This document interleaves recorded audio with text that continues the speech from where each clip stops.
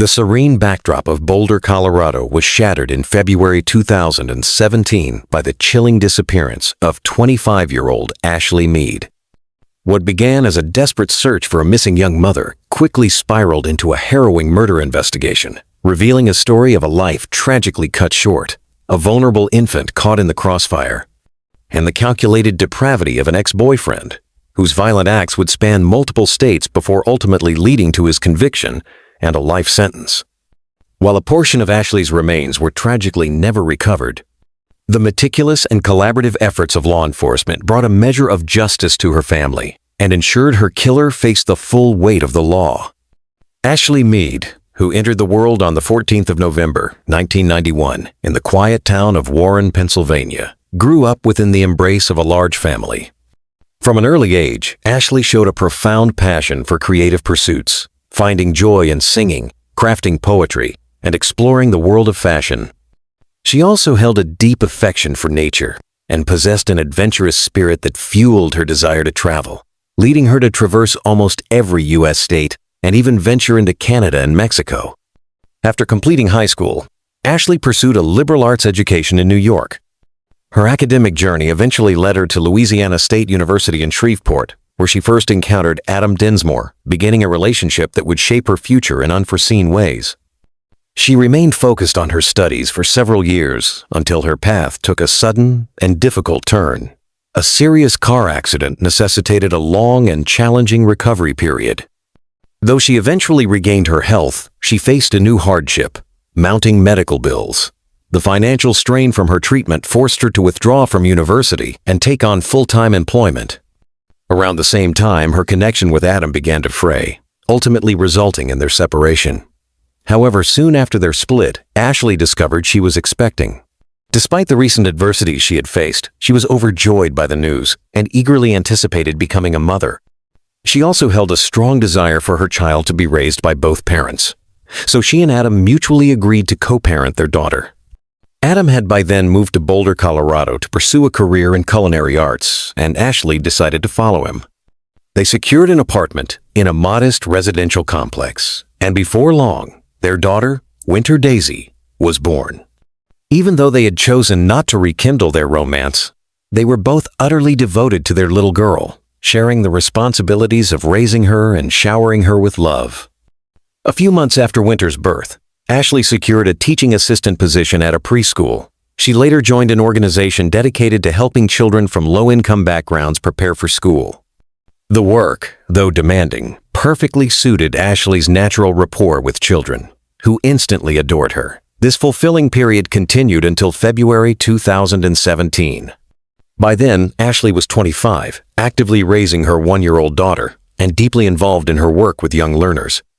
On the 13th of February, 2017, Ashley unexpectedly failed to report for her shift, a highly unusual occurrence for such a responsible employee. Her coworkers, finding her uncharacteristically unresponsive to calls and texts, became increasingly worried. The following day, when she missed work again, one of her concerned colleagues contacted the police, requesting a wellness check on Ashley and her daughter. Officers from the local police department were dispatched to Ashley's apartment complex. Upon their arrival, several oddities immediately caught their attention. The outdoor lights near the entrance were on, despite it being midday, and the front door was curiously unlocked. Stepping inside, they found no sign of Ashley, her daughter, or Adam. As they surveyed the apartment, more troubling inconsistencies emerged. Ashley's personal effects, including her phone, driver's license, and purse, were still present. Yet her car was conspicuously absent from the parking lot, a perplexing detail. Even more unsettling was a partially cooked meal left in the oven in the kitchen, suggesting someone had abruptly abandoned dinner preparations and never returned. These suspicious circumstances prompted police to contact Ashley's parents. Her mother revealed she had not heard from Ashley in days and had no idea where she might be, emphasizing that it was highly uncharacteristic for Ashley to leave her beloved cat behind, as she always brought the animal along, regardless of her travel plans. Desperate for answers, Ashley's mother began reaching out to other family members and friends, hoping someone had heard from her, but no one had been in contact with Ashley for days. Meanwhile, police attempted to reach Adam Dinsmore by phone, but he wasn't answering. When investigators tried to track his phone, they made another alarming discovery. It had been turned off. Ashley's phone, however, yielded crucial clues when examined by experts. Data from her device showed her last activity on the 12th of February, 2 days before her coworker raised the alarm. It had been her day off, and she had spent it running errands with her daughter, visiting stores, picking out a new dress, and even taking some photos before heading home. Detectives gathered more details about that fateful evening by speaking with Ashley's neighbors. One neighbor recalled seeing Ashley taking out the trash around 6 p.m. Then, sometime before 9 p.m., another neighbor reported hearing a loud, heavy thud emanating from Ashley's apartment, describing it as sounding like someone falling down the stairs. Following this, an unsettling silence fell, and no further disturbances were heard. This detail immediately captured the investigators' attention, especially since Ashley's phone activity had abruptly ceased right around 9 p.m., leading them to strongly suspect something tragic had occurred at that precise moment. Further analysis of her phone data soon provided another lead. Shortly before her disappearance, Ashley had begun dating a man named Harvey. Detectives reviewed their messages and found some potentially suspicious texts from him, prompting them to seek an in-person interview.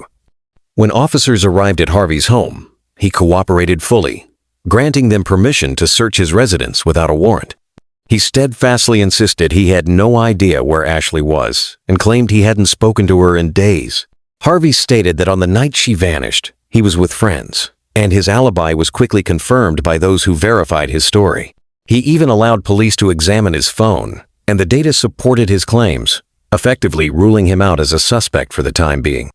With Harvey eliminated, detectives persisted in their search for new leads. Given the lack of any trace of Ashley, they shifted their focus, deciding to track down Adam Dinsmore's relatives in hopes of locating him. This proved to be the pivotal break in the case. When investigators contacted Adam's parents in Louisiana, they made a startling disclosure. Adam had unexpectedly stopped by their house just a day earlier on the 13th of February. According to his parents, Adam had arrived with his daughter, Winter, but Ashley was not with them. His visit had completely caught them off guard, particularly because he hadn't announced his arrival, which seemed odd given the nearly 1,000-mile drive from Colorado to Louisiana. Adam offered a simple explanation, asserting he had been planning the trip for a while so Winter could spend time with her relatives. Despite the surprise, his family was happy to see them. Adam stayed the night, and the next day, he informed them he was leaving for Arkansas to visit his grandmother.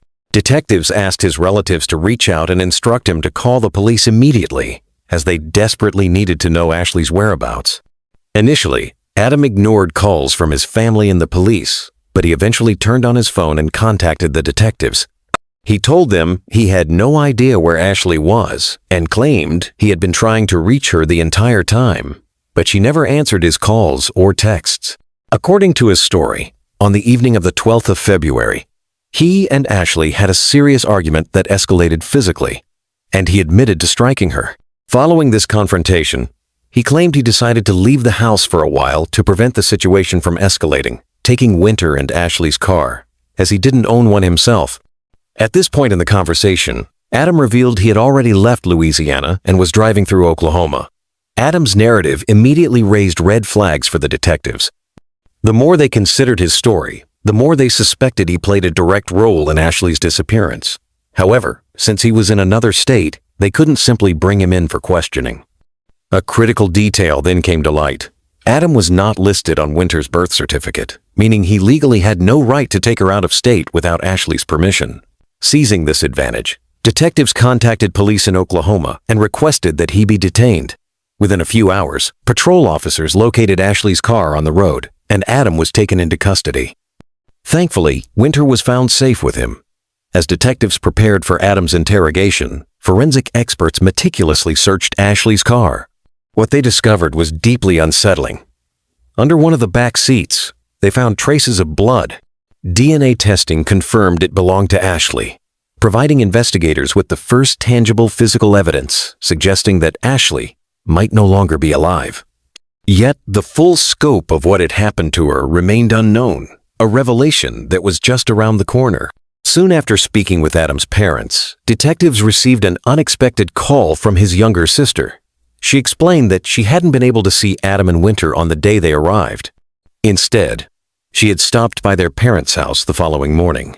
By then, their parents had already left for work, and Adam was purportedly preparing for his trip to Arkansas. However, the moment she walked in, his reaction caught her off guard. He looked genuinely shocked to see her, appearing extremely nervous, and his overall behavior felt unsettling. She then noticed something strange. Cleaning supplies were scattered everywhere, and it looked as though Adam had been rigorously scrubbing something in the guest bedroom. When she inquired about what was happening, he offered a bizarre explanation, claiming he had suddenly felt sick and vomited on the floor, so he was merely trying to clean it up before leaving. She offered to help, but Adam immediately refused, instead rushing her out of the house. Detectives wasted no time. They traveled directly to Louisiana and began searching the house with a team of forensic experts. What they found was horrifying. In the guest bedroom, where Adam had been cleaning when his sister arrived, investigators discovered multiple traces of Ashley's blood. But that was not all. In the backyard shed, they located an electric saw and a barbecue lid, both also covered in blood. When this evidence was sent to the lab, the results unequivocally confirmed what detectives had already suspected. The blood belonged to Ashley. At this point, it became undeniably clear that Ashley had not simply disappeared. Something truly terrible had happened to her. Yet, many unanswered questions remained. If Adam had killed her in Colorado, why would he transport her body more than 1,000 miles away?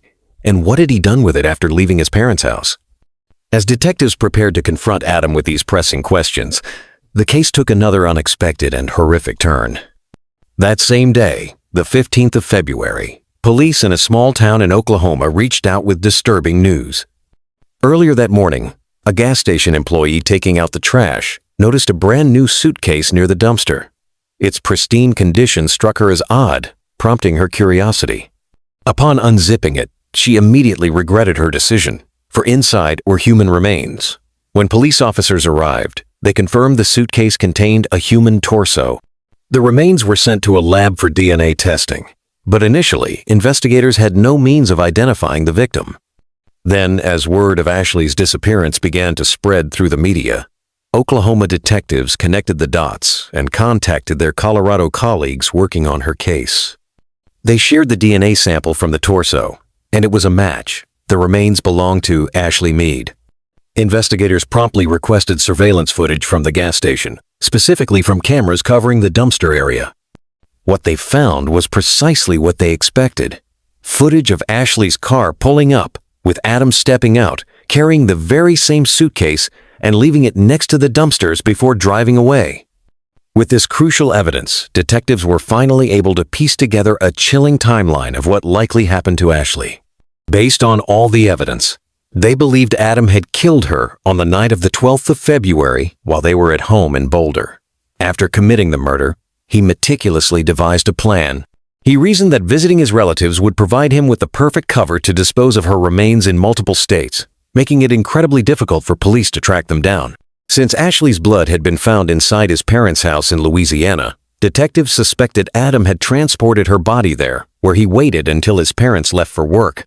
Then, with horrifying precision, he used their electric saw to dismember her remains. Following this, he resumed his journey, systematically discarding portions of her body along the way. This agonizing realization made one thing painfully clear. Adam could have stopped anywhere along his route, which stretched for hundreds of miles. That made the search for the rest of Ashley's remains an incredibly daunting task. Despite the immense challenge, detectives were not ready to give up on finding the rest of Ashley. They carefully reconstructed Adam's entire travel path, meticulously tracing his journey from his parents' house to the exact spot where he was arrested. Their goal was to find more surveillance footage that might show him disposing of additional remains. Eventually, their persistence paid off. They located CCTV footage from a gas station in the small town of Morrilton, Arkansas. The video captured Adam discarding something into a dumpster. However, a major problem arose. By the time investigators discovered this footage, the dumpster's contents had already been transported to a landfill. Determined to recover whatever he had thrown away, police launched a massive search effort, deploying more than 40 people to comb through the landfill. Despite their best efforts, they found nothing further. Even though Adam's guilt seemed almost undeniable, the fact that parts of Ashley's body were still missing posed a serious challenge. Without a complete body, medical examiners could not definitively determine her exact cause of death. The torso showed some cuts and abrasions, but these injuries had been sustained while she was still alive, likely as she fought back against her attacker that night. As for Adam, he stubbornly adhered to his fabricated story, even when detectives meticulously laid out all the incriminating evidence against him. He adamantly refused to confess, maintaining that he and Ashley had only argued, and he had simply left with their daughter, claiming she had been alive when he last saw her. But with the overwhelming amount of physical evidence, detectives did not need a confession. They arrested Adam and charged him with murder. As prosecutors meticulously built their case, they uncovered another damning piece of evidence: Adam's personal journal. Inside, he had chillingly written about his desire to kill Ashley long before the act actually occurred. His journal revealed deep resentment, as he believed she was only staying with him for the sake of their daughter. In a way, he wasn't wrong. Ashley was indeed living with him primarily for Winter's well-being, but this had been their mutual agreement from the start. Still, Adam had clearly wanted more from their relationship, a desire Ashley did not reciprocate. At the same time, he wrote extensively about his profound love for his daughter and his overwhelming fear that Ashley might eventually take Winter away from him. According to the prosecution, this fear, compounded by jealousy over Ashley seeing someone new, even though their own relationship had ended nearly 2 years prior, was the breaking point for Adam. They argued that his fear of her leaving him for good, taking their daughter with her, ultimately pushed him to commit murder. In a desperate attempt to cover his tracks, Adam tried to make it appear as though Ashley had simply vanished, even making calls and sending texts to her after killing her, feigning worry, as if he had no idea where she had gone. Prior to the trial, information surfaced indicating Adam suffered from bipolar disorder and post-traumatic stress disorder, conditions stemming from his military service. Nevertheless, these diagnoses did not change the legal outcome. He was still convicted and held entirely responsible for his horrific deeds. By April 2018, a jury had reached a unanimous decision, finding him guilty of murder, which resulted in a life sentence along with an additional 12 years in prison. Subsequently, Adam tried to appeal the jury's decision, but his appeal was rejected. He continues to be incarcerated, even now, and consistently refuses to disclose the location of Ashley's remaining body parts. A significant aspect that profoundly impacted Ashley's daughter was the arrangements made for her care. Following Adam's apprehension, Winter was taken into the care of Child Protective Services. Even though relatives from both sides of her family wished to care for her, details about Winter's subsequent placement have remained confidential, shielded by authorities to safeguard her privacy given her young age. The hope now is that she ultimately found a home with caring family members, rather than remaining in foster care. Although the Ashley Meade case was resolved with Adam Densmore's conviction, it serves as a stark and enduring reminder of the tragic fallout from domestic violence and the extreme brutality some individuals are capable of. Furthermore, this case highlights the relentless and collaborative work across different jurisdictions by law enforcement agencies in reconstructing intricate crimes, showcasing the effectiveness of interagency teamwork when facing significant obstacles. For Ashley's family, the guilty verdict provided a vital sense of finality, enabling them to start the difficult journey of healing and honoring the memory of a cherished daughter, sister, and mother, whose lively existence was so savagely and pointlessly ended. Her legacy endures, not merely as a victim, but as a poignant testament to the value of life and the critical importance of remaining watchful against the insidious threats of violence. The Calgary basement, a mundane space in an ordinary home, holds a chilling place in Canada's criminal history. It was there, beneath the unsuspecting feet of her own children, that the remains of Lisa Michelle Mitchell were discovered in December 2014, 2 agonizing years after her disappearance. This grim revelation unmasked a calculated act of murder and an elaborate deception meticulously crafted. The case of Lisa Mitchell is a profoundly disturbing narrative, not only of domestic violence and concealment, but also of the relentless pursuit of justice and the enduring pain that echoes through a family forever fractured by betrayal. Lisa Michelle Mitchell, a vibrant 31-year-old and dedicated mother of 2, vanished on the 29th of October, 2012. Her absence immediately raised alarms, but Alan Scheibach, her partner of a decade, quickly wove a convincing narrative. Lisa had simply left and needed to get away. To solidify this lie, Scheibach embarked on a cruel charade, sending manipulative emails and even crafting a doctored voicemail using spliced recordings of Lisa's voice. These communications, designed to mislead her mother, Peggy Mitchell, and other family members, created a false sense of security, allowing them to believe Lisa was alive, albeit distant. During this 2-year period, Scheibach maintained an unsettling facade of normalcy. He continued to live in their Ogden home with their children, while the unspeakable truth lay buried just beneath them. The sheer audacity and emotional detachment required to maintain such a deception, while living alongside the very family he had devastated, underscored the chilling nature of his crime. He even engaged in online searches days after Lisa's disappearance, looking into how body decomposition is affected by various things such as salt, lye, concrete, lack of air and lack of insect activity, and murder legislation in Canada, demonstrating a cold, calculated effort to ensure her remains would never be found. The turning point came in early December 2014, 2 years after Lisa's disappearance.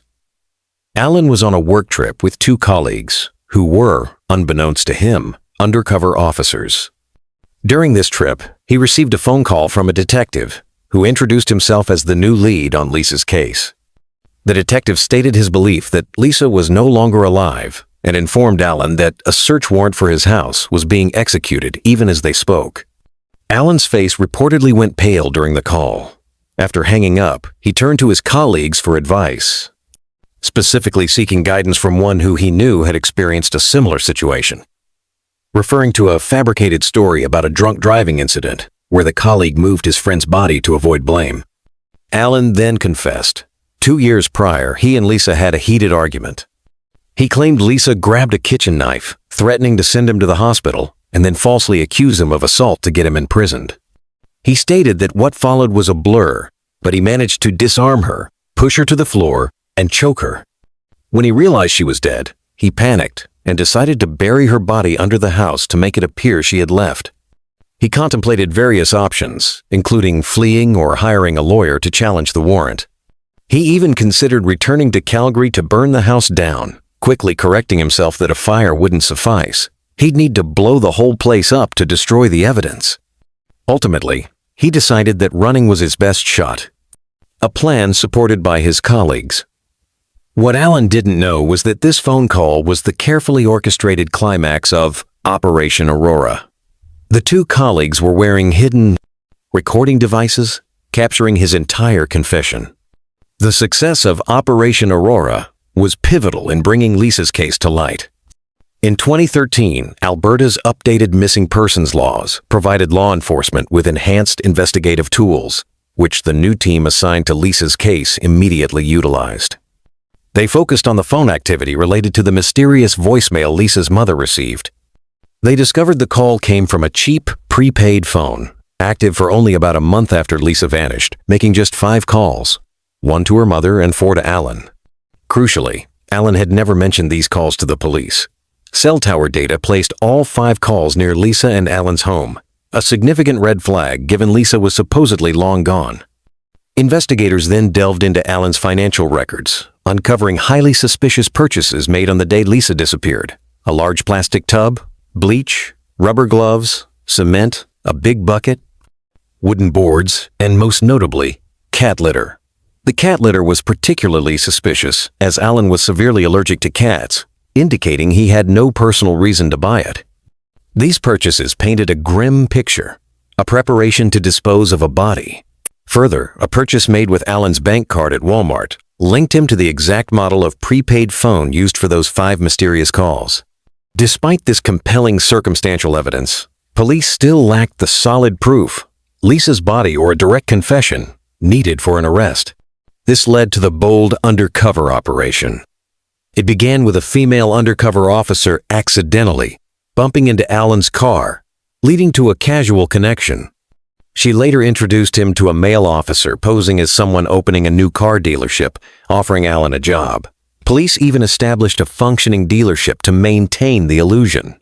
More undercover officers were integrated into Alan's daily life, becoming trusted companions. Even the woman who frequently babysat his children, the girlfriend of his supposed co-worker, was an undercover officer. Shortly after Alan confessed to the undercover officers, he was arrested and brought back to Calgary. Simultaneously, investigators proceeded to search his house. While the property, including the basement, had been searched 2 years prior without finding anything amiss, this time, guided by the list of suspicious purchases and Alan's confession, detectives meticulously examined the basement.